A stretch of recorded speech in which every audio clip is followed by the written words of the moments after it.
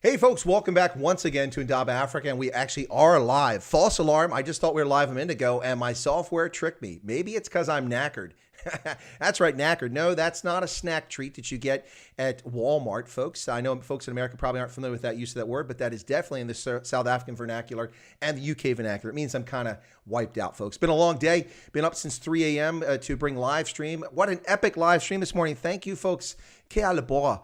Bye, donkey. Thank you so much. Vielen Dank. Merci mille fois. Thank you all for tuning in. Wow, what an amazing day. The YouTube has been blowing up. My channel has been amazing with all the people, their comments, all the new subscribers, new members to the channel. My goodness, and the wonderful comments. It's been quite the day. Listen, events of today, the 16th of October, 2020, in Senekal, in the Northern Free State. This, of course, is the follow-up to the October 6th events in which the two suspected domestic terrorist murderers in the political assassination. Yeah, that's right. That's what I said, folks. I'm an analyst, and I'm telling you that's what this was. The evidence suggests nothing less. The murder of young 21-year-old farm manager Brendan Horner, which really meant people were hot full with all the nonsense taking place in rural South Africa. South Africans rocked up in Senegal in a peaceful presence sponsored by a number of groups, including AfriForum and others, back on the 6th of October, gathered peacefully, not toying, not demonstrating, just being present to be shown to show their revulsion. A small group of people made their way towards a courthouse after the events were largely over, pushed their way into the courthouse. We know the events. A police officer fired a weapon. A vehicle got tipped over, a criminal act. And then Andre Pinar, excuse me, not Andre Stamen. Andre Stamen's a rugby player. Andre Pinar was picked up and charged with terrorism, attempted murder for slapping a police officer. I guess they're very fragile if you're murdering them by a slap. And then also with inciting violence. Probably the only legitimate charge there may have been inciting violence, but that's up to the court to decide. But he was not granted bail, and he's now in jail for 6 weeks. Meantime, events have happened today, the 16th of October. And once again, folks, listen, my guest, my special feature guest today is Ernst van Zyl, the conscious Caracal. I'll bring him on in just a second. But listen, if you don't know who he is, have you been living under a rock? Where have you been? This guy is switched on. Listen, Ernst has got a brilliant channel on YouTube, and look below this video for the description. The only thing in the description for this live stream tonight is his channel. So check it out. Am I driving you to his channel? You damn skippy I am. The guy does brilliant content. He's a wonderful analyst, a young guy, got his head screwed on straight. Anyway, I think I've pumped him up enough, and maybe we'll see what we get out of the conversation. But Ernst was present today in Senekal once again. And I should mention, of course, Ernst works for AfriForum, the civil rights group in South Africa. So with that, no further ado, Ernst van Zyl, welcome to the stream, my friend. Let me just unmute my mic because we had a little bit of a false start there, and this time from the bat, 100%. Chris, I told you with the false start, I said your first intro was so perfect, and you've set the bar pretty high for yourself, and now you've outdone it. You've got the context even worked in there. But thank you very much for having me back on. I'm becoming a regular on your channel, and I always enjoy these types of chats. Always great to use the platforms that are available to give people the facts on what's going on, what happened. But at the same time, as I always say, don't just believe what I say, research what I say. If I'm wrong on something, let me know, and we'll let's make the right conclusions. But yeah, thank you very much. And like the last time I was here on your channel, look, no sunburn. So. I see that. Apparently you've discovered sunscreen factor 300 or something like that, because I see virtually no difference in your appearance this time. Well, I wouldn't say factor 300. I just discovered sunscreen. Well, here's a little hint, Ernst. Unfortunately, well, I suppose fortunately or unfortunately, I've got a couple days on you. I've been around this this big blue marble for a few more days than you. And here's the thing. When you're pink, like you and I, that sun is a nasty thing. You got to watch out for it. No, I mean, that's sound advice on the continent of Africa. I mean, always the biggest like common sense answer in regards to how you can boost our energy generation here is solar power, in regards to just put a bunch of solar farms up. But anyway, for me, the big thing about today was maybe just my personal summation in regards to, before we get into the real meat of it, I'm very chuffed with what happened today. I'm very proud of how the manna or the Oaks conducted themselves, and I really think today sent a very strong message. That message maybe not even from the Biz themselves, but rather from their opponents.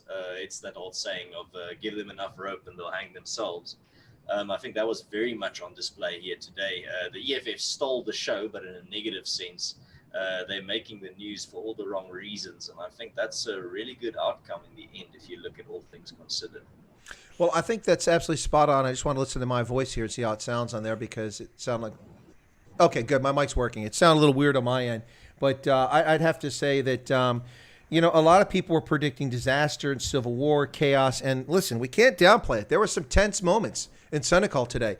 Maybe not where you were physically at, but definitely the footage I saw that was coming in live feeds of the EFF throwing rocks at, there's 2,000 or more EFF guys. They're picking up rocks, throwing it at 6 white guys and a black guy standing there who are journalists. They're throwing, and not little pebbles, big rocks. And I'm thinking, if I was in a military situation, I think I could overrun those 6 people in about a microsecond. But they're throwing rocks at them. It's just anyway. But the point is that there were some tense moments. But a lot of people were predicting bloodshed and wholesale violence today.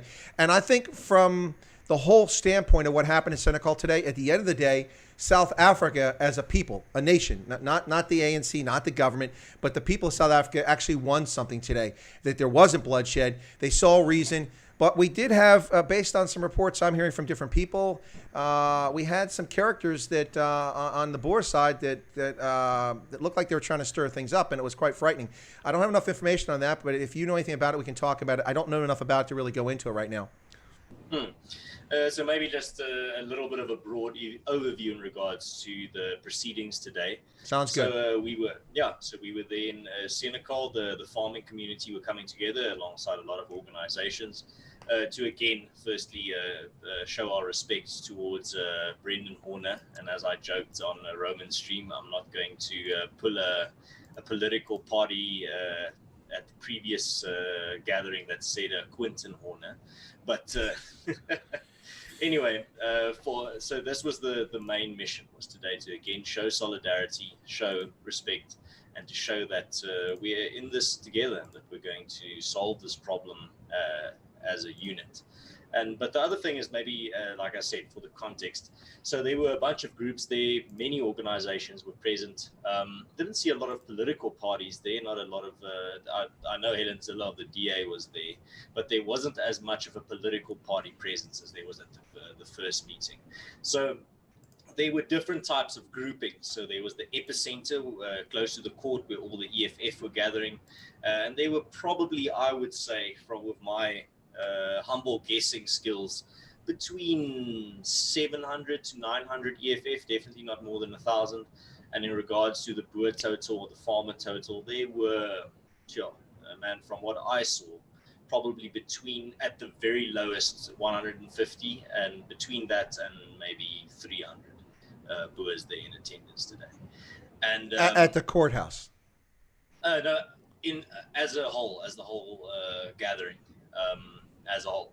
So, and then there was, for example, where I was at the AfriForum gathering. It was a special place that we designated in regards to organizing with the police where we can legally gather. They designated that area. It was a walking distance from the epicenter, and we gathered there specifically for the reason, as I explained on Roman's podcast, and we can get into that later in the show, to firstly and foremostly make sure that everyone in attendance there can feel secure, not feel that their lives are at risk. The men can bring their wives and their girlfriends with and not fear that anything will happen to them, and to give a safe environment where we can listen to sermons, pray together, sing together, and talk about the solutions for the future. And that is exactly what happened there. And then there was also the epicenter, as I call it, where some of the, I don't want to say clashes, but where most of the tensions were. But absolutely, the conduct of the farming community there today was absolutely spot on. I mean, those oaks had ice in their veins. I'm very proud to say that I was on their side and not the other side, because on the other side, we were seeing destruction of property, we were seeing violent rhetoric, we were seeing absolutely blatant lies, like, for example, Julius Malema saying in his speech that there are no murdering of farmers or white farmers in South Africa. Interestingly, quoting Cyril Ramaphosa from 2018 verbatim, which I found very interesting. But of course, sorry to interrupt for just a second, but of course the irony of that is Juju is saying this as he toys and arrives at the arraignment for two people accused of murdering a white farmer. Did I miss something there? Am I falling asleep? Yeah, it's they're all paid actors, Chris. That's what's going on. Anyway, yeah. So that was the overarching theme of it. There are, and we can get into that if you want. There are talking points among our own ranks about disunity or a separation of the group of Boers that were there, but that was really trivial in the bigger picture. And the groups that are focusing on that narrative as like a genuine issue that needs to be the forefront of the focus, in my opinion, really aren't doing it because of they care about the bigger cause. They're doing it because they want to advance their own agendas. So that for me is not really a big criticism. I just want to make sure people understand what happened there today, why things happened as they did, and then they can make up their own minds. So just in closing, for me, it was a very big success. The Boers definitely won the optics war today. And the EFF, I think, may have had a short-term minor victory in regards to getting the media coverage and relevancy that they wanted, but they didn't get the confrontation that they wanted, which I think was the main prize. So I think that's where they fell very short. And I think it was actually more of a bigger defeat, not getting that goal than what they actually gained overall. Well, I think what you're talking about there is, I'll put this in military terms, what you're talking about is the EFF had a tactical victory. They did what they wanted. They showed up. They got some press coverage, but they had a strategic defeat. What they really wanted was a confrontation. And they went so far as to call for civil war. I don't want to hear Julius Malema say, no, that's not what I said. Dude, I heard the interview. You said that. Those weren't your words, but that was the sentiment. And they didn't get that today. That's when we started. I said, I think South Africa as a people won something today in the fact that there wasn't a confrontation, despite the fact that it was very near, at least in a couple of spots in which they were attacking. I still don't understand what those bikers were doing. I don't think that was anywhere near you where they were trying to drive through this crowd. It was a few bikers, and I don't know. It just, the whole thing was a bit out of control there. But we can get back to this disunity thing. But let me ask you about this. Did you see a photograph of the courthouse? Who was in the courthouse? It appeared to be Bekele sitting next to Julius Malema, with his gangster hat in one hand and his famous ring on his index finger over here. Was that, in fact, Bekele, the Minister of Police? That's what it looked like to me. Yeah, no, I can confirm that it was Bekele, and he was sitting next to Julius Malema like they were a married couple. So I think that sends a very clear message to the world, to South Africa specifically, because like I told Roman, I was on a SABC panel where one of the panelists was on I'm talking under correction. I can't remember specifically. I don't know whether it was Bekele's spokesperson or the Department of Police's spokesperson, but someone affiliated with that was a spokesperson for Bekele's department or for him himself, that took a very more softer tone on the panel and said, no, but Mr. Chele really cares about farm owners. We're taking it very seriously. We're working with everyone to make sure that we solve this problem. And he himself also came out with a lot more softened rhetoric than we got a few weeks ago when he told farmers that don't complain when you get hurt. But then today you saw that picture of him sitting next to Julius Malema like they're old friends from university. And then you have to start asking the question, like, why is he sitting next to this person that firstly said that there's no murdering of white farmers in South Africa, and secondly, whose supporters saying kill the Boer at a court case where a farmer was murdered. I mean, they're singing it on the streets. They're singing it on the streets right outside, and they're not even bothering to do it in an African language. They're singing in English. I mean, that's pretty clear message for the international community as well. No, of course. I mean, that's one of my tweets today where I said I did thank the EFF. I thanked them for all the material they gave us. That we as AfriForum are going to definitely be showing the UN and our other international contacts. I mean, a lot of, Chris, my inbox has been flooded with international contacts asking me, can you get us any footage, what happened there, details, photographs, and I was more than willing to oblige. Whoa, guys. Now they care. Now they care. 26 years late, now they care. Arguably at least 20 years that they should have been paying attention. There's no question about what's been going on. And now they care. They ignore the biker rally this year. They ignore the car rally. They ignore the Witkois monument ceremony with 53 more crosses go up. and they ignored the 6th of October when there was zero international media coverage of that. That's the reason why I did breaking news that day, because I was angry that there was no coverage. Now, after ignoring this again, now they're in touch with you. But that's good. That's good. At least they're waking up. But let's see what narrative comes out of it, though. No, absolutely. And I think that's why the EFF were their own worst enemies today. They were, and a lot of people labeled it a trap. And I think we knew what the EFF wanted and what the media wanted to a large extent. I mean, I said today, I could see the the journalists there pretty much salivating at the prospect of seeing the Boers in a confrontation with the EFF, a physical confrontation. And they didn't get what they wanted. I mean, a lot of people were hoping. I mean, there was this headline today from News 24 that was absolutely very irresponsible, where they said the residents of Senekal say they expect a civil war. I'm like, you can't put out headlines like that in a tense situation like this. That's not responsible. You're pretty much, my reply to them was, you wish. So for me, the big thing today in regards to that coverage is the fact that I definitely saw the bloodlust in the journalists' eyes in regards to them wanting their big story, but the Boers didn't give them that. So I'm very proud of the men for not doing that. But then at the same time, like I said, so much content in regards to everything being recorded of the EFF singing "Kill the Boer" outside the courthouse, 2020 dates, everything, and we'll definitely be showing that to our friends internationally, and they seem very eager to report on it. So yeah, from what I saw today, the anti-Afrikaners are very much grinding their teeth and sweating because the Boerkies didn't conduct themselves in the way that they hoped. Well, indeed, but the trap was set. It wasn't intentional, I don't think, but the trap was set. I'm not talking about the EFF trap. I'm talking about the trap they fell into. Listen, I am going to get years of mileage out of the collusion between the gangster paradise leader, Beketile. I know you say Chele, but I just can't bring myself to say that because it sounds like an actor that I respect. But Beketile and Julius Malema sitting there in the courthouse. What the frickin' planet blue? What's going on? Why is Julius Malema even in the courthouse? He has no stake in this. The family of the victim should be there. The Horner family should be access to the court for this. There should be attorneys there. Why is Julius Malema there? And, oh, by the way, the videos when he arrived, like he's some head of state, the buffoon walking around. I saw all that, and I played those videos too. It's the EFF has walked to a trap. As you said, you've got lots of material. The world has it, and this will make for endless advertisements, endless documentaries, endless pointing out that there is clearly something afoot here. There is clearly something afoot here. Frankly, if this were the United States and I was Donald Trump or an advisor to him, I would say to you, sir, you have to sack your Minister of Police tonight. He must be fired. You can't continue. But of course, we know that's not going to happen in South Africa.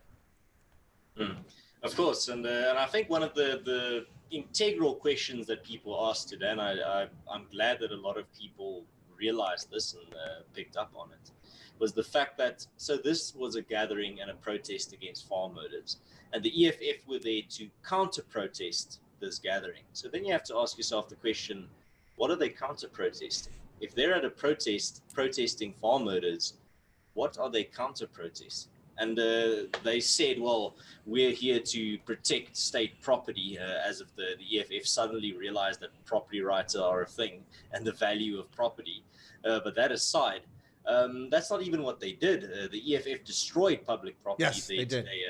They pulled out street signs. The street signs that they couldn't pull out, they just ripped off the poles. They took some of those cement dustbins, smashed them on the ground. I would think that's actually a symptom of them not getting their way in regards to the confrontation that they wanted. I mean, when you're out to agitate someone and you don't get what you want, you're going to get very frustrated and a lot of pent up rage. So you're going to take up that rage on the nearest piece of material that you can find. And I think that's why we saw the smashing of public property there today, because I think they were really frustrated at the fact that they couldn't goad the Boers into the confrontation that they wanted.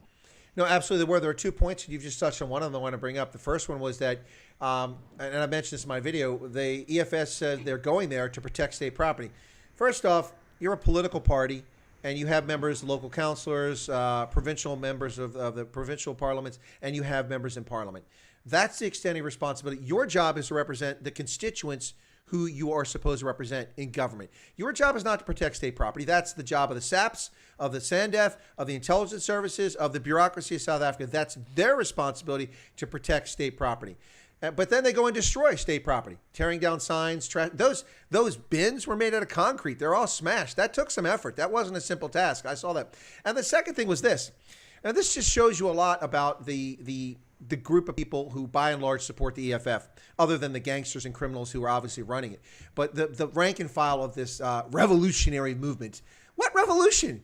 There's majority rule. What the hell planet? Who are you fighting? What's this? And ANC must fall. I mean, I'm not a fan of the ANC's governance, but that's just ludicrous. But anyway, so this was it. Well, the ANC must fall. Why is your leader sitting next to the ANC's Minister of Police? That's right, because he's in collusion to overthrow, Cyril Ramaphosa. But that's another story. But it's a whole other story. But we won't get into that for now. I'll save it for another stream. But the second thing that stood out was this. I tapped into Big Daddy Liberty's feed. Did once again brilliant job. Very balanced. Boy, the guy was. He's a mensch. He was a mensch. Yeah, he's out of breath, rushing around trying to get there, but he's doing a great job covering. And he walked over to this EFF girl, and he says, talking to her, and he says, "Why are you here?" We're here to support the manifesto. And he said, "Well, what manifesto?" "I'm here against racism." And so Big Daddy Liberty says, "What racism?" "I'm not really sure." And that clip right there, which I'm going to edit, and I'm going to take the video, and I'm going to save it, and I'm going to comment on it. That and the picture of the gangster's paradise, Beckett Chile himself and Julius Malema sitting in the court. Those two things speak volumes and should be used in an effective fashion in an information operation to undermine these gangsters. There was just a very quick comment in the chat that caught my eye that I found very amusing. So there was, I can't find it now, but someone in the chat said at least Julius Malema handed out food parcels and not the same as Agri-Forum. 2 points. First point. You're not Agri-Forum. Afri-Forum. That's right. Agri-Forum is an agricultural union. There's not even an Agri-Forum in South Africa. I think that's an agricultural union in Namibia, if I'm not mistaken. It's in Zimbabwe. It was in Zimbabwe, yeah. Secondly, you need to reevaluate your morals there, man. Yeah. If your knee-jerk reaction is, Julius Malema made murderous remarks and denied any type of farm murders happening, and pretty much ripped another huge hole in the tapestry of race relations in South Africa, but at least he handed out food parcels. I'm like, where is your priorities, man? You need you're brainwashed. You're pretty much possessed by ideology. But anyway, I just saw that little comment and I found it really amusing. For me, the big takeaway, I think, is that I didn't realize how many Boers read The Art of War, because the tactics I saw today in Senekal were reminiscent of The Art of War, of pretty much defeating your enemy without fighting him. And that's definitely what I saw. Well, Sun Tzu is definitely a good source, but I recommend another one, which most people in the Western tradition don't really read, and that's the Arthashastra. Arthashastra is great from a strategic standpoint, and people might want to get a condensed version of the Arthashastra because it's quite lengthy, but get maybe something that it tells people some good ways to conduct statesmanship. Let's call it that, okay? Statesmanship, because that's really what's called for here. But of course, that includes all levels of things, including warfare. So it doesn't focus on a military context. No, it does. That's part of it. But it also, kind of like The Prince by Machiavelli, it's also giving advice on how to run governance. But the Arthashastra looks at everything in a very, very not Orwellian, but a very competitive standpoint. Basically, it says that everyone around you can become your allies until you've taken out the enemy, then you take out your allies. But basically, that's just one approach. But the Arthashastra was from India, and it was a collection of texts done over a few centuries, and it's not well known in the Western tradition. But we teach that at the Army War College, and it's a good thing. But yeah, the art of war, good point. So Brett Sessoms gave a super chat, said, did the police arrest any EFF members at Senekal? Beckett Seeley says that somebody was arrested for weapons being confiscated, but I don't know if they were EFF. Do you know of any arrest? The only confirmed criminal incident that I know of that is absolutely confirmed is that there was illegal firearm found in one of the vehicles of the EFF that tried to enter the town. There's a lot of other rumors, but that's the only one I can confirm from what I heard. Yeah, and that's in line with what the police minister says. He didn't elaborate that it was EFF because he's probably embarrassed about that. Also, something else that people need to take into account, that there was very visibly a lot of heavy drinking amongst the EFF protesters. There were people walking around with alcohol bottles, people smoking doobies and J's, smoking a lot of the special plant there. And there were some very hilarious videos of these people standing there listening to Julius Malema. Everyone else is acting normally, and there's just this one guy standing there completely zoned out. He's staring into blank space. And so, yeah, the EFF didn't really look like they were very serious, like they were there, disciplined, and everything was in order.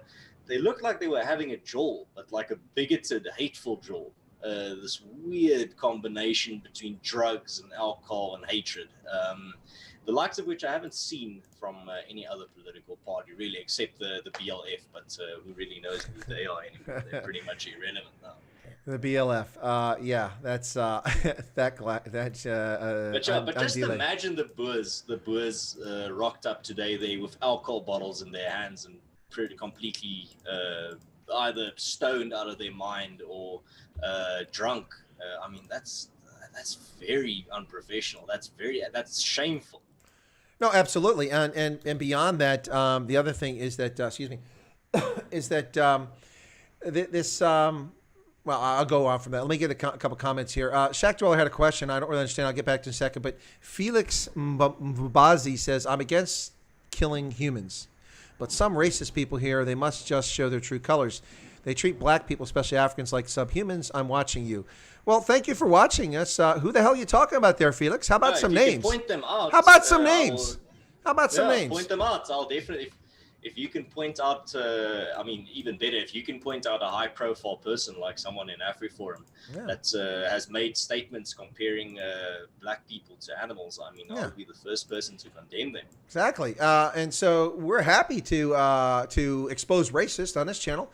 And I do all the time. I just mentioned Julius Malema. Did I say that out loud?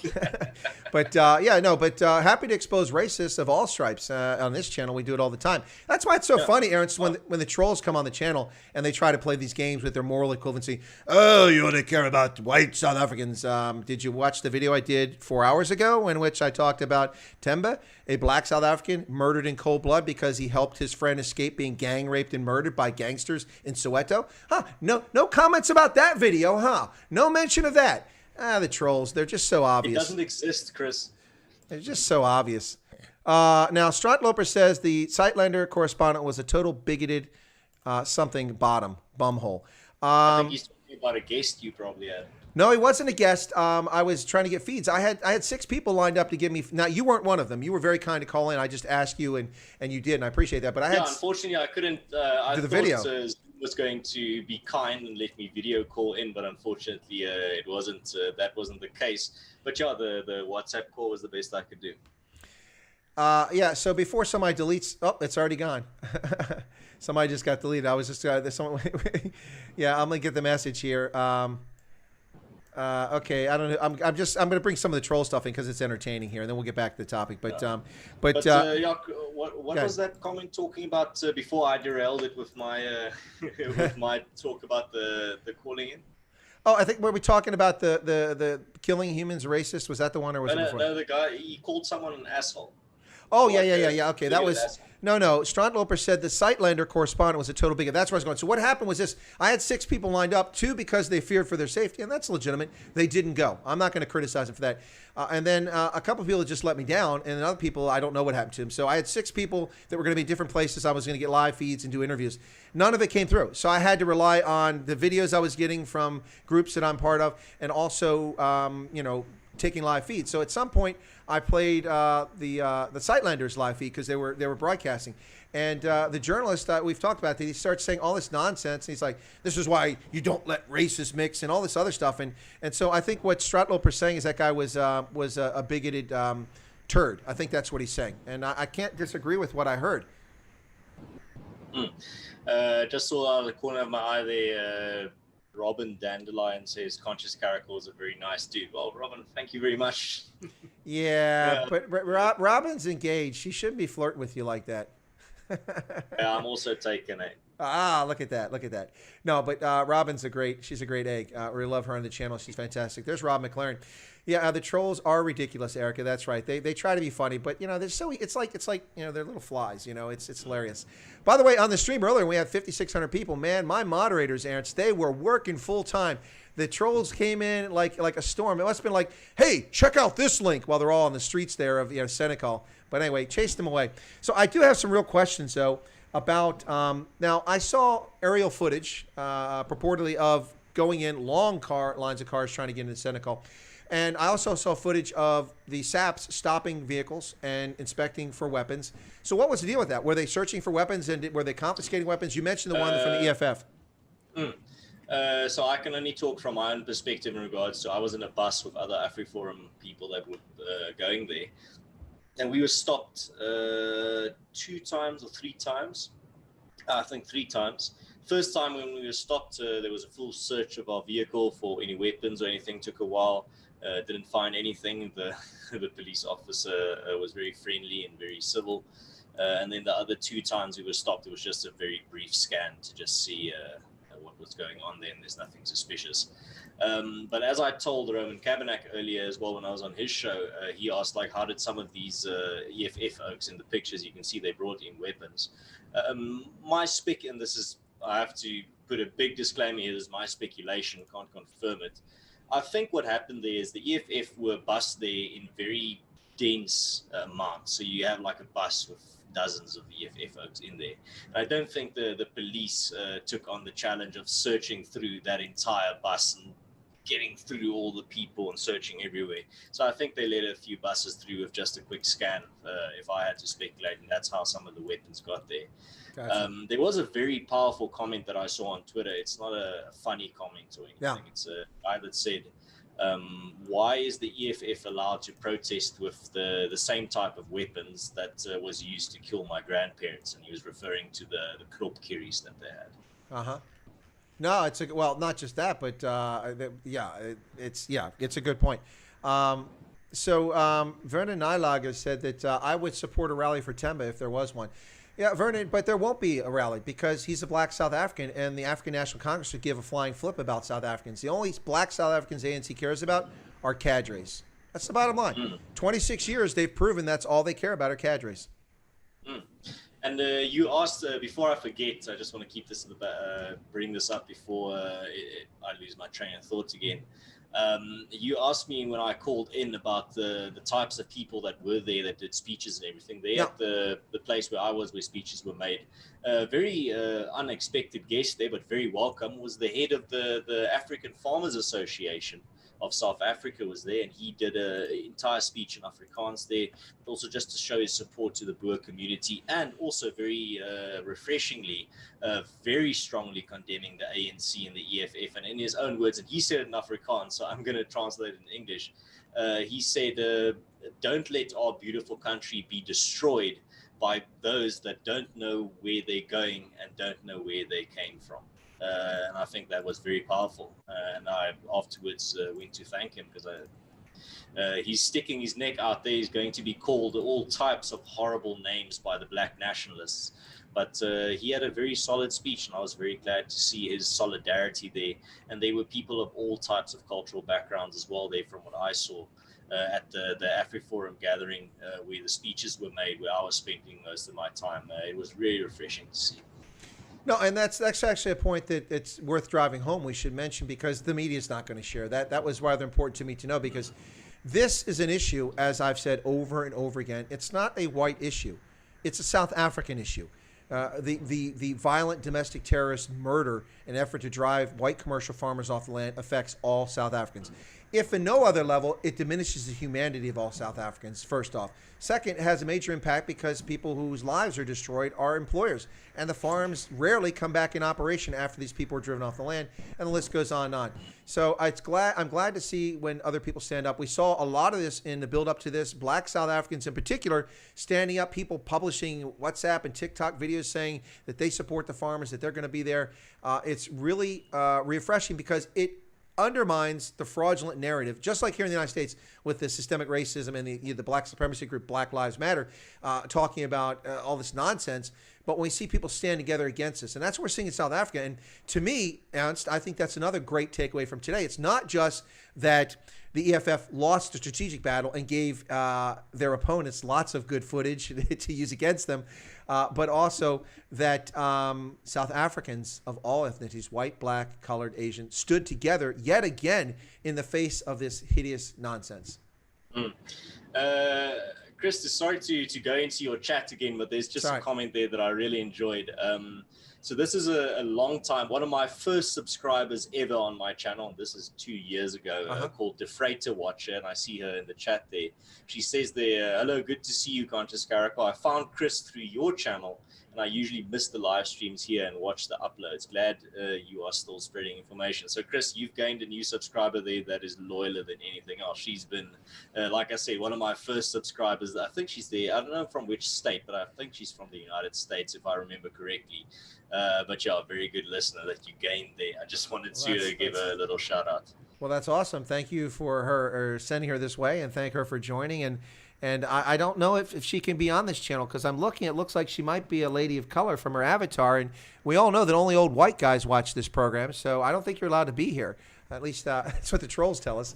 But we did have a super chat. It's a joke for those taking it seriously.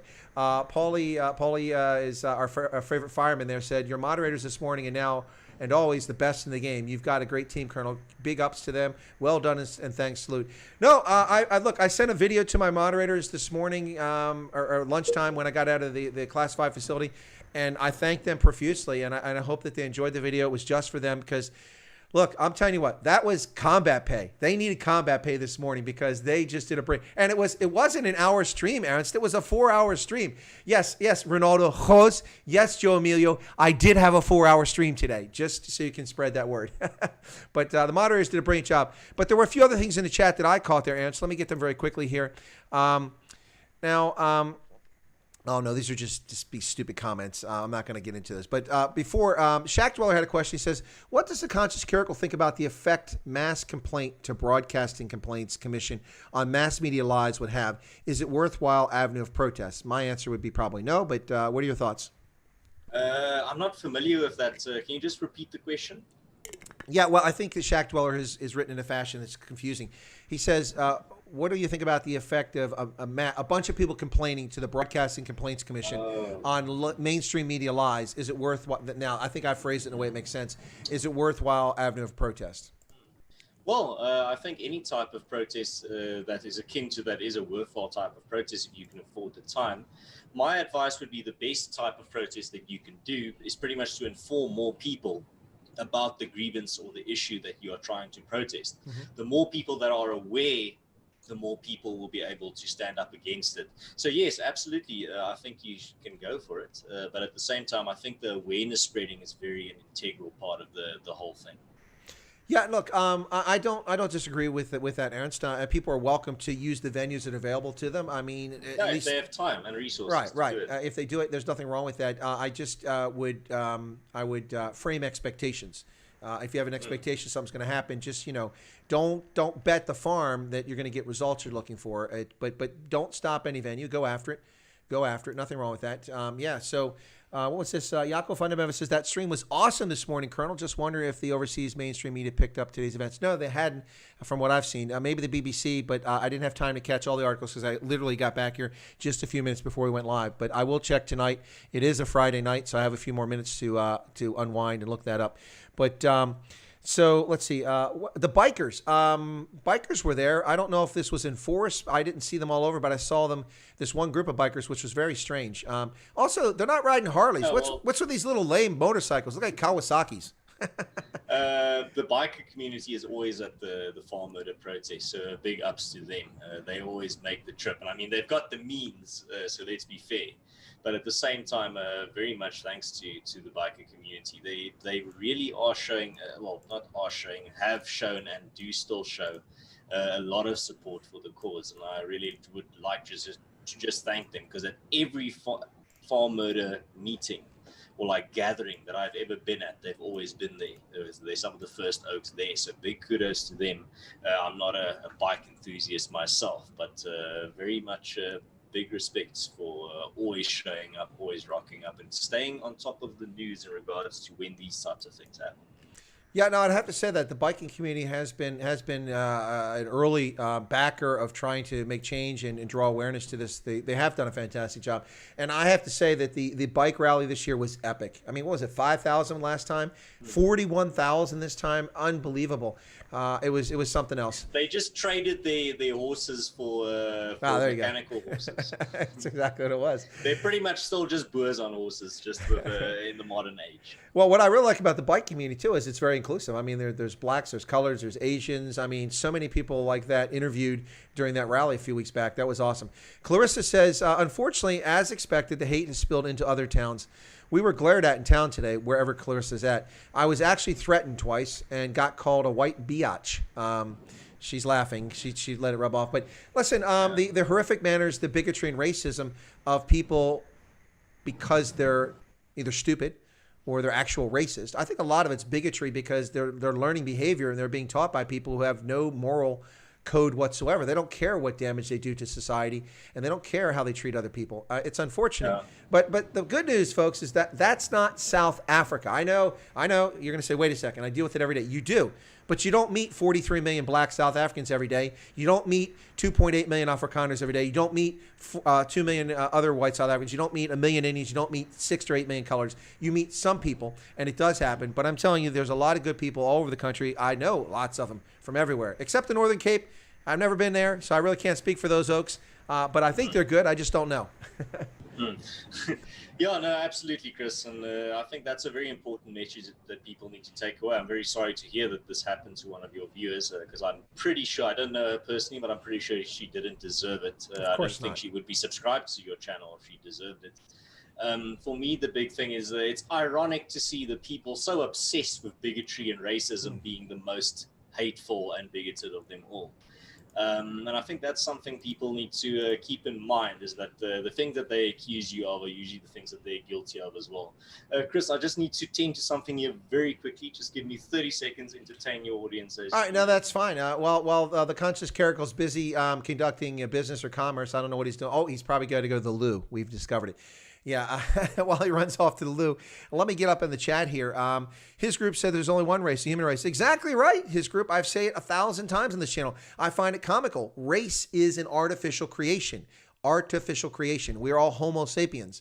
And endowed with different capabilities and capacities by our Creator, and those capacities are honed or they're not honed. Unfortunately, for those who suffer from a lack of proper protein intake under the age of 5, have stunted mental development, and it puts them behind. Those who don't have the resources to go to school don't learn the way they should learn, the things they should learn to be literate and critical thinkers. But that has nothing to do with race. That has nothing to do with ethnicity. Race is an artificial creation of man. Man is not an artificial creation. We're a genuine creation.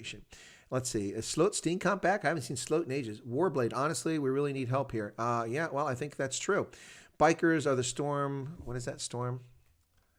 Stormtroopers, very intimidating. And Tian says, Sloat Steenkamp, welcome terug.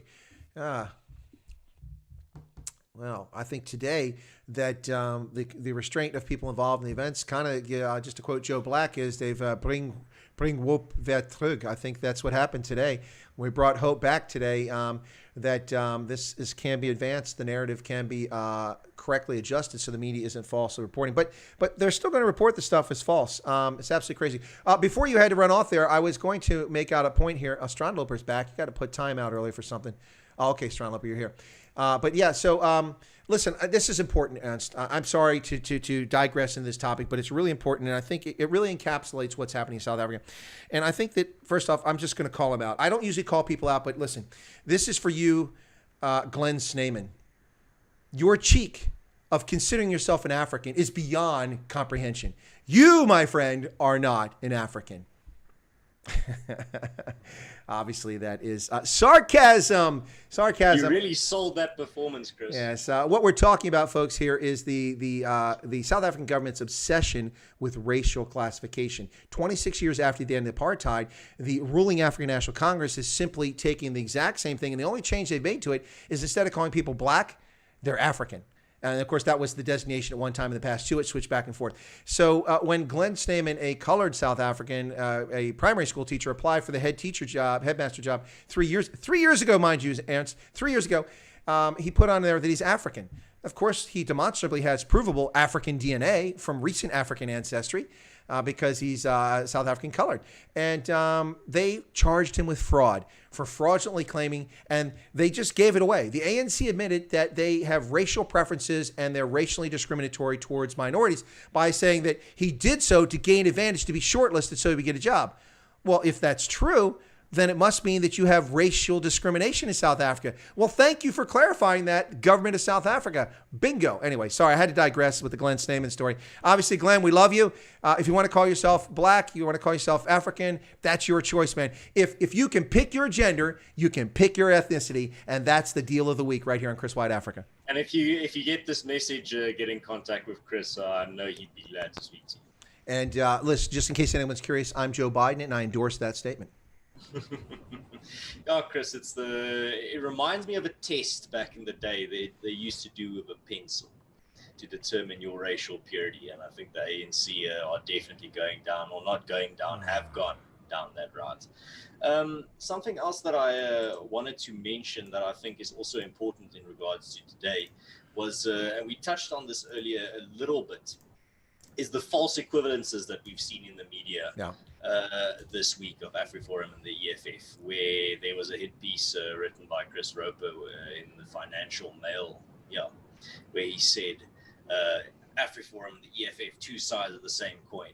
All right. So on one side, you have a group of people, the EFF, that go to anti-farm murders protest and to a court case where two farm murderers are on trial for brutally murdering a 21-year-old farmer, and you sing Kill the Boer outside the court. That's the one side.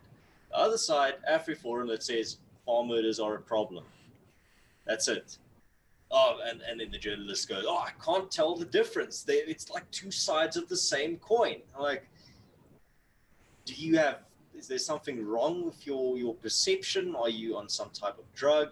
Because your reality does not match up with mine. And I'm pretty sure I'm closer to the objective reality than you, if I can tell the difference between those two groups and you cannot. It's also funny that they always refer to AfriForum wrongly as the white right, but they never refer to the EFF as the black left. Which I will always find very amusing to see. And also in this hit piece, there's all the platitudes and all the appeals to, but we need to find the moderate center and we need nuance. I'm like, well, that's what AfriForum has been asking for so long, but you refuse to grant it to them because AfriForum as a moderate organization doesn't fit your conception of moderate. So therefore, you'll be looking for be looking for the moderate center, but you'll never be able to find it. There was this, Chris, I'm pretty sure you're familiar with the Babylon Bee. Yes. Caracal websites, and they had a headline a while back this year that was so brilliant to sum up the situation. Crew on boat drifting left are dismayed at the shore drifting right. And I think that's what we're seeing here in South Africa in the zeitgeist, is that the boat with all these commentariat on are drifting so far to the left, and then they are losing their minds because the shore is drifting farther to the right. This must be radical. This must be a problem. Meanwhile, it's just them, and I hope we can bring them back from the brink before they're lost at sea completely and lose sight of the shore. Absolutely. But it does seem that they're very, very much keen on coddling the EFF.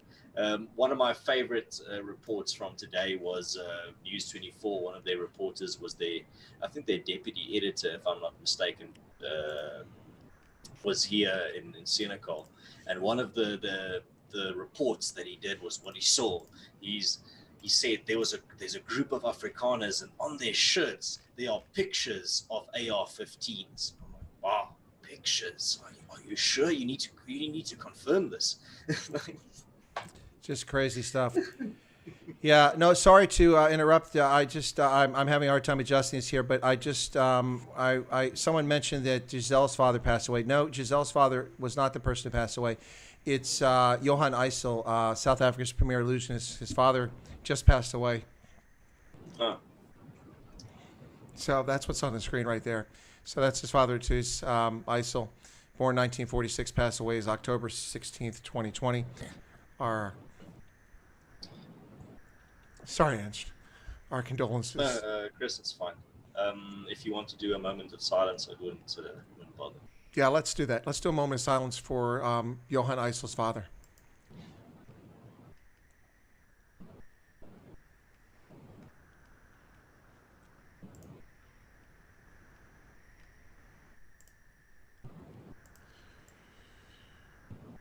Thank you for that. I appreciate that, folks. I'm just trying to get adjusted there. I'm trying to do three things and listen to Ernst as we go along here. So this is Johan Isel's father who passed away. He did contract COVID-19, unfortunately, and he was in very poor condition, and he passed away this afternoon. So just wanted to share that with folks. Of course, those who know the channel know that we're huge fans of Giselle and Johan, and it's very sad news. I hope that I had a chance to say farewell. I know that they went to the hospital. There he is right there. So got myself back on the screen. He's passed away today. His information, he was born on April 8th of 1946 and passed away on October 16th of this year. So thank you for that. Sorry, a little choked up there. No, Chris, you're human. That's part of the human experience. I also lost one of my good high school friends this year to a car accident. Ah, shame. Sorry to hear that. So I know the feeling. But yeah, it's appreciate the time you have with the people that you love. And if you are, and this is completely off the topic that we started off on, but if there is that family member or friend or acquaintance or colleague or whatever that you haven't called in a long while or contacted in a long while, do it tonight after the show. I think that's a good way to make sure that you appreciate the people that you hold dear in your life. Those are good words. It's a good point. Unless you're Shirley MacLaine or you're a Buddhist and believe in reincarnation, we only get one chance at this time here on this earthly existence. So make the most of it. Stay in touch with family and friends. If you've got a family member that's a bit of a turd, don't break all ranks with them, because one day they might not be there anymore and you'll regret that you never got in touch with them. Let it roll off your back. Anyway, let's get. Thank you for that moment. I've composed now. Let's get back to the issue at hand. Sorry about that, Ernst. It's absolutely no problem, Chris. I think it's only deserving. Yeah. So did I misunderstand you earlier? You were talking about the number of boars. You said 150 to 300. Was that the total? I mean, or just in one spot? I would say the total that I witnessed. If you take the total that gathered closer to the epicenter and the total that gathered nearer to where AfriForum were, and then the ones that were the smaller groups that were scattered there, my personal guess would be between 150 and at the lowest, and at the very most 300. But I'm talking under correction. That's from my observation. Well, that's almost no one, actually. I mean, I thought there would be a few thousand. Yeah. I think for context, two things. Firstly, at the first Senekal meeting, there were between, from what I saw, 1,500 at the very least, up to 3,000 or 4,000. Yeah, that was kind of my estimation, is about 3,500, 4,000. That's a lot more than the EFF that rocked up today. But I think for context, this is two events and gatherings in the span of 2 weeks. So what you got here, and I predicted that there wouldn't be so many people, but for practical reasons. Boers are very hardworking people. We are very devoted to our jobs, and I don't think the average person that was at the first Senekal meeting would have the luxury of having to take another day off in the span of 2 weeks. Well, that's a good point. That's pretty much 2 long weekends that you're taking off. The previous Senekal meeting was on a Tuesday as well. Today was on a Friday. So I think that's the first factor that I think played a role. Second factor that I think played a role was the fact that the people that were there you have to understand when you're driving to Senekal, it's not close to any big epicenter. From Pretoria today, I mean, I spent 8 to 9 hours on the road today to get there and back. So it's not an easy trip. To get there from Pretoria would be 4 hours drive there, 4 hours back. And I was on a bus, so that was more like 5 hours there and 5 hours back. And a lot of oaks from also the surrounding areas, it's no matter what concentration or epicenter you're driving from, it's quite a few hours drive. So there's a lot of sacrifices that need to be made, and I think that was one of the major factors why there was a smaller contingency this time, was the fact that there was another gathering just a week earlier where a lot of people sacrificed their leave and their devotion to their jobs to attend there. So and I mean, especially when you're a farmer, you can't just leave the farm on its own for an entire day. So I think that's what's one of the major factors that played a role. Well, no, I have to agree with that. I was just curious because that's a much smaller number than people were expecting on all sides, I think, external to those who were going. It also explains why I saw very small groups of Boers and of white South Africans who may or may not have been part of what was going on. They just may have actually live in Senekal. It's a town of 25,000, so there are a few people there. But no, absolutely. Listen, I was a farmer. I was a dairy farmer, and it's 365 days a year, 7 days a week, every morning at 5 o'clock and every evening at 5 o'clock in the morning, 5:30 at night, milking those darn cows. And I'll tell you what, you don't get a holiday, you don't get a break. You can't just take off. So I definitely appreciate that from a farmer's perspective. But honestly, I kind of thought maybe there'd be, folks from the big city dwellers might come down and help out. But again, those who are working, you can't just take off, particularly in light of all the economic decline with COVID. People are rapidly working very assiduous to try to rebuild the economy without any help from the ANC, of course. And a lot of these people are already taking salary cuts or having to go through cuts in their income. So taking another day off, that's a very big cost in the current environment. So that's also a good point, Chris. I think there's a lot of those types of factors. But then also, it was going to be a volatile environment. It was going to be a dangerous environment leading up to the event. And I think at the previous meeting, there were a lot of women and children, and at this event, there were a lot less. And I think that was because you just didn't want to risk it. But that's also why AfriForum focused specifically on security first and foremost, rather than putting all our resources into we're just going to be at the epicenter, we're going to confront them head on. Our main focus was firstly to get an area where the farmers could get together and bring their wives, for example, with the certainty knowing that they will be safe there and will be able to pray together, sing together, and listen to speeches and talk to each other with peace of mind, not having to look over their shoulders constantly. I mean, there at the gathering where we were at the AfriForum stage, there was a moment where there was an EFF taxi that drove past there with blaring music, and they tried to intimidate the crowd there, and then immediately the Oaks jumped in their buckies and they circled around the taxi and they kind of drove them off. And I've never seen so much fear in the eyes of someone as I saw in those people in that taxi when these buckies started surrounding them, and some of the Oaks, some of the Boers even got there on their horses and started surrounding the taxi. And then that taxi took off. I've never seen people that afraid in a situation. So that was also very nice to see. So my central point there is our big focus was to give people that type of security, because it was always going to be a dangerous and volatile and risky situation. So if you can give people that peace of mind so that they can actually attend, I think that's a very good outcome. I think that's a great point. Let me do a quick housekeeping of several comments. We'll get through them and then give you a chance to comment on this if you like. But Roll Call Racing says, if you had Big Daddy Liberty on, I have. But listen, that guy is harder the book than Donald Trump. He is never answering his phone or his emails. He's always streaming. Of course, I'm always streaming too, so I'm not criticizing. But the point is that oak is hard to reach. Big Daddy Liberty is brilliant, but getting a hold of him is a challenge. I've wrote to him several times today, and I've yet to hear from him because he was a busy guy, just to make a point. So that's a good point. I'd love to have him back on. He's never had me on his show. I'm happy to go on there, and it was a great experience having him on the channel. But let's see what else. Carol Liebenberg says, well done, South African farmers, for being so humble and restraining yourselves. We had the victory today. To God be the glory. Well, I agree with that. And then Vernon Nylager says, also, a lot of people did not want to go as they fear for their lives after the EFF's toxic threats. I think that's true. And then the arch, I don't want to say enemy, but what's that? The backwards, universe, like a Superman. You got the other Superman. The Ronaldo Rose, we have Ronaldo Rose, of course, the arch rival there, said if the contentiousness of today did not happen, as worrisome as it were, then we would not have seen the intentions of the police minister and the politicians in South Africa. Well said. They have exposed themselves. The emperor has no clothes on. That photograph of the gangster's paradise leader himself, Beckett Cele, next to Julius Malema in the courthouse in Senekal will be priceless. And that exposes the fraud and the collusion going on here. And another comment here, this is a question, Ernst.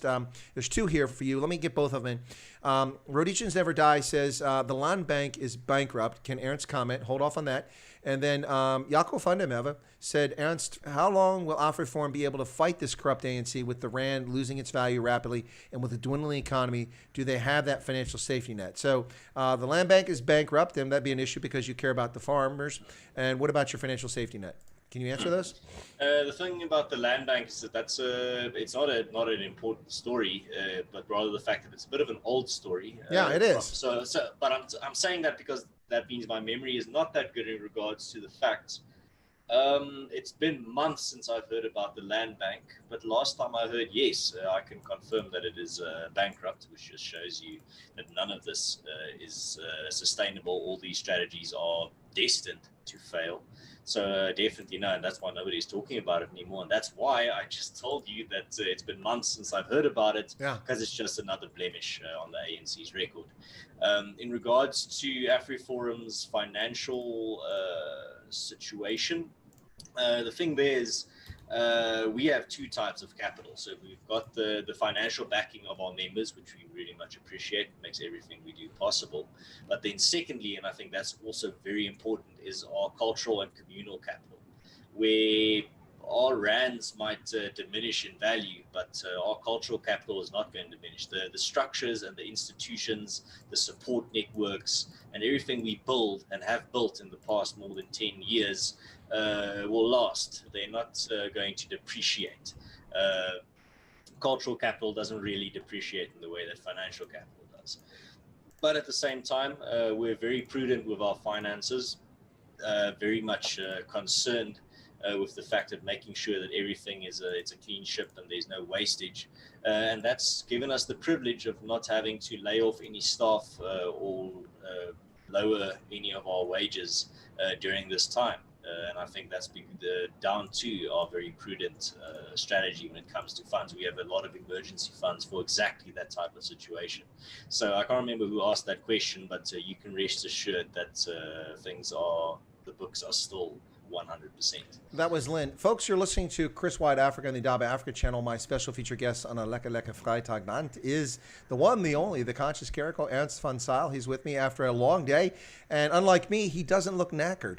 He looks like he's fresh as a daisy there and not blistering, burning from the sun like he was last time. A couple more comments from the chat here. Harm Timmerman said, Was kumbus en die warm blankies da? Well, at the risk of breaking to a Snotkop song about Koos Kumbus, I won't do that, but I wonder if he was there. I don't know. But anyway, and then Stratloper said there were two fake officers in Senekal today, a fake general and a fake colonel. Okay? And Kasper Laubeskakne says, thankfully there were so many Boer groups on different places. This meant we could make no mistakes today, and the EFF made all the mistakes. I think the EFF, they did make all the mistakes. Well said. Yeah, and that's why I referenced the art of war earlier. Yeah. Yeah, no, that was a brilliant comment you had there earlier. Let me see. I don't want to keep you too much longer because I know it's late, but make sure I got this coverage here. There's a couple questions. I don't mind if you okay. The chat some TLC and then we can do some concluding remarks. I think that'll be perfect. Okay, cool.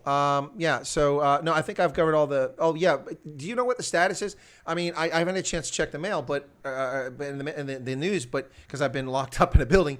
But as I understand it, this was delayed. There was no bail granted. That's the actual. The bail verdict will be on the 20th of October, so that's next week. So that's in 4 days. Okay, because lots lots of rumors were spreading about that, and people need to be careful about that. Really need to be careful about that. Yanni Meyer says his dad was the general manager of the land bank. It's a shame. The ANC used to call it the farmers' loans to take possession of their farms. Oh, they called in the loans. Yeah, okay, to take farms. Yeah, and okay, there's some other chats there. Well, I mean, I have a lot of questions, but I think I'm going to hold it there, Ernst, and I'll give you a chance to give some closing comments here about your thoughts in general on the day and where we go from here. What's next, and can we keep attention on the issue of rural insecurity and plasmord and farm murders? Do you think we can? Because we're trying. And I saw a final question in the chat, and I think I'll incorporate it into my final thoughts. So M. Duplessis asked, how can I, as an ordinary urban consumer, help farmers? Well, there are very simple things that you can do. Firstly, you can support organizations like AfriForum, or even another brilliant organization, SAI, which is also another representative that was there today. Their head, Theo de Jager, also did an excellent speech. So SAI, you spell that SAAI. If you search that, you'll be able to find it. I think it's the South African Agricultural, let me just check here before I get complaints, because I've actually got friends working there. So it's the South African Agri Initiative, SAI, doing excellent work. You can support them even with a small donation. It's going to go a long way. And then secondly, what you can do to support your farmers, two more small things that go a long way, is firstly, keep putting the facts out there in regards to farm murders. Don't stand for anyone that downplays the crisis or that excuses it away. Make sure people know what's going on. Spread the information. Keep up to date with the stats so you are informed in regards to whenever you might find yourself in a debate with one of these zombies or these malicious actors that try to diminish the problem. Make sure you know the facts. So that's one of the things you can do. And then the last thing you can do that I think will definitely help our farmers is to buy locally. Try and make sure you support the farmers around you. And I know you said you're an urban consumer, so it's a bit harder than when you're living in a small town and you literally know the farmer where the milk comes from. But if you are a consumer, even in a city, buy locally. Try and support the small oaks. Don't just buy the cheapest product. See if you can buy the product that is made, maybe if you have the option in your area, products that are made by farmers close to you, and try and make sure that you give those oaks the type of support. And then maybe just the final thought that just came to me, just your messages of support. Send the farmers your support and say that we are here for you. There's a lot of propaganda being waged against you, but me, as insert your name, is here for you, and we're here to support you, and we know your value, and we understand your value, and we see your plight, and we are going to help you any way we can. I think that's how you can do it. So that's my final thought there. And maybe just to wrap it all up, I think today was a very big optics victory. I am so incredibly proud of all the farmers that were there today. They conducted themselves with the utmost discipline and organization, the likes of which you would appreciate as a military man, Mr. Wyatt. And yes, I'm very proud of what happened there today. I think we affirmed our dignity as a community again, showing that this is how it's done, and not giving into the hysteria merchants or fearmongers, and not giving the people that hoped for some type of confrontation what they wanted. So kudos to everyone. If you are listening here and you were there, thank you very much for the restraint that you showed. I know it's tough when you're standing there and there's like a small oak coming to talk crap to you, and you could just give this guy a big clap and he'll be on the floor, but I'm bigger than that. He doesn't even deserve it, and that's what I saw there today. So thank you very much. I would like to use that final thought to just say thank you very much for everyone that was there, and also the guys that were at home praying for calm heads to prevail there today. I got so many messages from people telling me that the Boers and myself and AfriForum are in their prayers the night before. So thank you very much. That really means a lot. And you might not always think it, but it did play a very big role in making sure that everything ended up as it did. So that will be my final thought. It's just one big, massive thank you to everyone and their support, and also to channels like yours, Chris, that get the message out there. With the type of numbers you're getting, it's making a big dent in our effort to really bring awareness to this horrible issue of farmers. Well, thank you, Ernst. It's very kind of you. Bye, Donkey. I appreciate it. Certainly very kind words of you and well wrapped up there. There was a couple of different things here before we go. First off, someone put in there that AfriForum has like 260,000 members now. I don't know if that's the number. That is the number. We're the largest civil rights organization in Africa with 260,000. Well, you mean it's not the South African Human Rights Commission? We'll hold comment on that. But, well, okay, I mentioned the 260,000 people who are members of AfriForum because I'm not looking for members, but an entirely selfish moment here, Ernst, while I've got you on here. There are over 350 people currently watching the channel. If any of you aren't subscribers to Chris Wyatt Africa or The Conscious Caracal, I'm going to make a pitch. 14,880 subscribers. Can we get a few subscriptions? Come on, subscribe to the channel. Let's push it over 15,000 before we hit midnight on the East Coast. And while you're at it, go over to The Conscious Caracal. The link is right below the video. That's actually there. You can find it. Check out his channel. You'll love his content. It's clear, it's concise, it's accurate. And I'm envious. He's got like a real studio. I mean, like a real professional. Like he works for some professional broadcasting network there. It's really well done. So I'm very jealous. But thank you so much for that. A couple comments before you're out of here, just so you hear them on the screen. Kasper Laboskakny said, thankfully there were, oh no, I already read that, sorry. And this is Casper, oh, it's him again. Well, Casper, you're getting a lot of comments in here. He said, has the EFF protest now proven that racial hatred is a major factor with farm murders? The protest wasn't necessary for me to know that it is a major component of what's happening.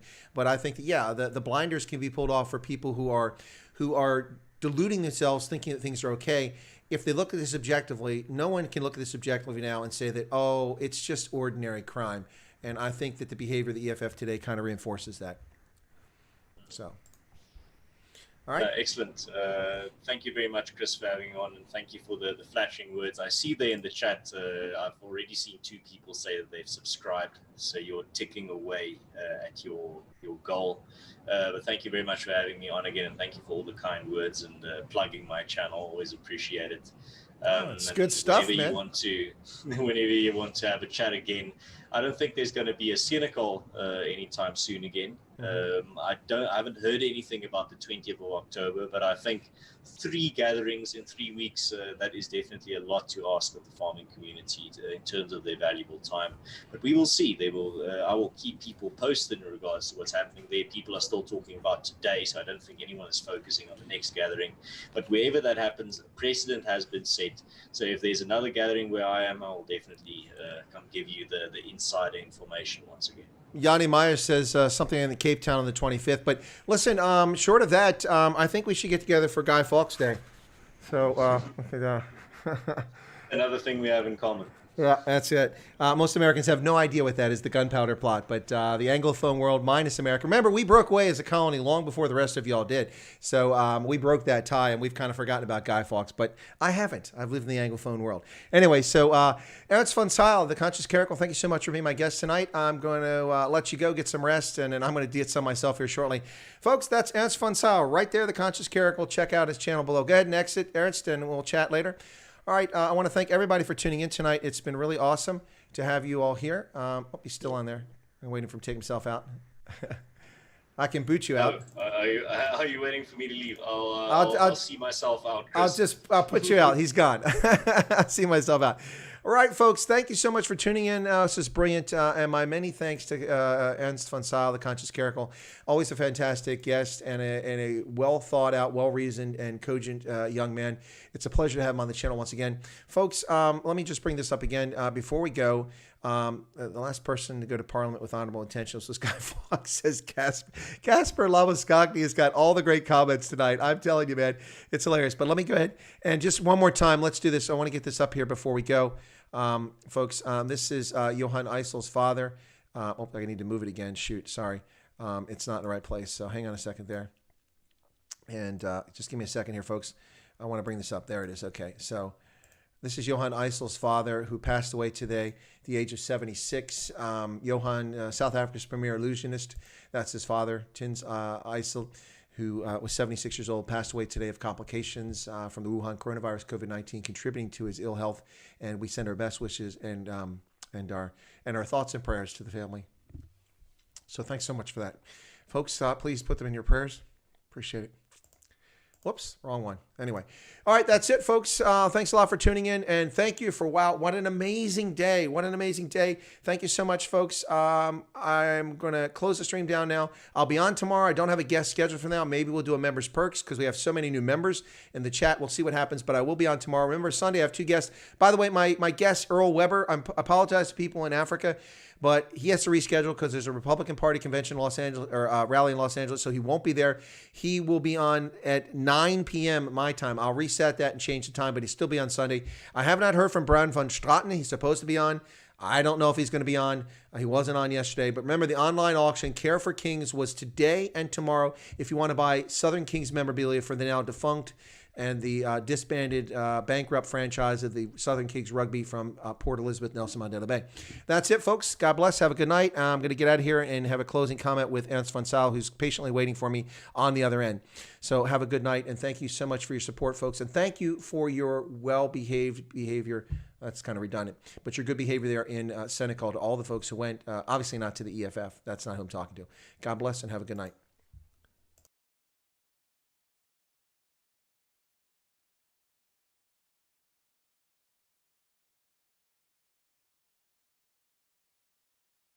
I am tired. I can see it. So there you go, folks. Got the right one up now, and that's the end of the stream, and I'll be out here in a moment.